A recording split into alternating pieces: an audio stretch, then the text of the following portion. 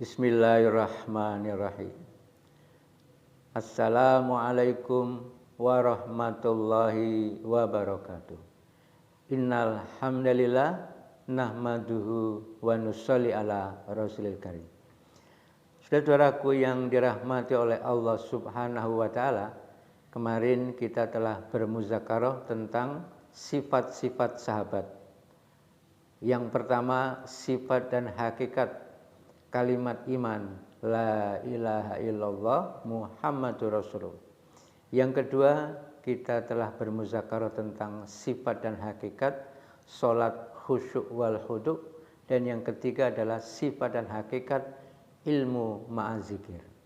Maka selanjutnya kita akan muzakarahkan bersama sifat dan hakikat ikramul muslimin, memuliakan sesama umat Islam. Yang kelima, sifat dan hakikat tasihun niat, meluruskan niat semata-mata hanya mengharap ridho Allah SWT. Dan yang kelima, sifat dan hakikat dakwah wa tabligh khuruj fi sabilillah. Kita mengajak dan menyampaikan agama Islam dan mengajak umat manusia semuanya untuk menyampaikan agama Islam ini kepada seluruh umat manusia sampai hari kiamat kelak, dimanapun berada. Saudara-saudara yang dirahmati Allah SWT, Rasulullah Sallallahu Alaihi Wasallam diutus dalam kehidupan di dunia ini, di antara misinya adalah untuk menyempurnakan akhlak umat manusia, akhlakul karimah. Bagaimana agar akhlak umat manusia, umat Islam khususnya, memiliki akhlakul karimah. Sehingga sifat dan hakikat yang keempat ini, ikramul muslimin, dalam rangka untuk menyempurnakan akhlak. Yang pertama adalah kita muliakan para alim ulama. Mengapa? Karena para alim ulama ini adalah pewaris para nabi, pewaris Rasulullah Sallallahu Alaihi Wasallam. Sampai akhir zaman tidak akan ada lagi nabi. Bagaimanapun keadaan umat manusia rusaknya seperti apa, Allah SWT tidak akan pernah turunkan nabi lagi, karena Rasulullah Sallallahu Alaihi Wasallam ini merupakan nabi akhir zaman, pamungkas. Kemudian sebagai pewarisnya adalah para alim ulama. Mereka lah yang akan membimbing kita, mengarahkan kita, sehingga kita semuanya bisa selamat, bahagia, sukses, sejahtera di dunia ini maupun di akhirat kelak. Oleh karena itu, orang yang paling kita muliakan di dalam kehidupan kita adalah para alim ulama yang mewarisi kenabian ini, kerja kenabian ini. Kemudian yang kedua, kita menghormati orang-orang yang lebih tua dari kita, dari segi usia, dari segi pengalaman, dari segi ilmu dan sebagainya. Kalau dia lebih tua usianya dari diri kita, maka kita hendaknya menghormatinya. Dan menghormati di sini tidak hanya terbatas kita cium tangan saja, kemudian kita munduk-munduk kepada beliau, tidak. Tetapi berikanlah mereka kedudukan. Kita mintai pendapat-pendapatnya, kita mintai nasihat-nasihatnya, kita berikan kesempatan kepada mereka untuk menyampaikan ilmu-ilmunya. Karena bagaimanapun mereka lebih tua usianya dari diri kita, lebih mumpuni keilmuannya, lebih mumpuni keahliannya. Sehingga penting sekali kita menghormati mereka dengan cara seperti itu. Kemudian kita hargai sesama kita. Sesama kita, kita harus saling menghargai. Bagaimanapun mereka adalah saudara kita yang di dalamnya ada kalimat iman. La ilaha illallah Muhammadur Rasulullah. Bagaimanapun ini nilainya di sisi Allah SWT luar biasa. Sekecil-kecilnya iman itu akan mendapatkan ganti dunia dan seisinya 10 kali lipat. Itu surga. Surga yang paling minim itu adalah 10 kali dunia seisinya. Itu iman yang paling minim sekali. Maka kita harus menghargai bagaimanapun. Karena di dalam hati saudara kita itu bersemayam kalimat La ilaha illallah Muhammadur Rasulullah. Yang ini selama-lama iman akan diganti dengan surga, dan seminim-minimnya surga itu 10 kali dunia dan seisinya. Kemudian kepada yang lebih muda kita mencintai, ya. Kita mencintai kepada yang muda, ya. Kita menyayangi kepada yang muda. Inilah akhlakul karimah yang telah dicontohkan oleh Rasulullah Sallallahu Alaihi Wasallam. Kemudian sifat dan hakikat yang kelima, tasihun niat. Betul-betul kita luruskan niat kita hanya mengharap ridha Allah Subhanahu Wa Taala. Karena apa? Ya, sudah menjadi fitrah manusia ingin yang baik-baik, ingin mendapatkan kebaikan. Tidak hanya satu dua kebaikan, tapi seluruh kebaikan-kebaikan ingin dia peroleh.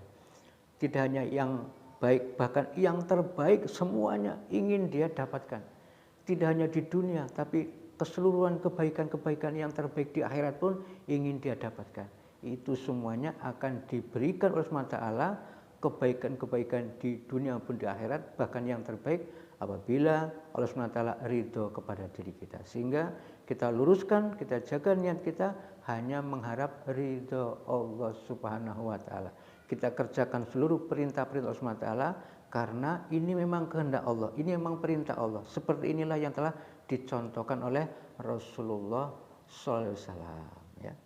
Kemudian yang ketiga, yang keenam maksud saya, sifat dan hakikat dakwah wa tabligh khuruj fi sabilillah. Kita sampaikan, kita ajak. Kita ini hanya sekedar menyampaikan. Rasulullah SAW juga begitu. Ya, Rasulullah itu hanya menyampaikan saja. Apa-apa yang diterima dari Allah SWT disampaikan. Kita pun juga begitu menyampaikan. Ya, kita hanya menyampaikan saja. Menyampaikan. Kemudian kita hanya mengajak. Ya, sifatnya mengajak.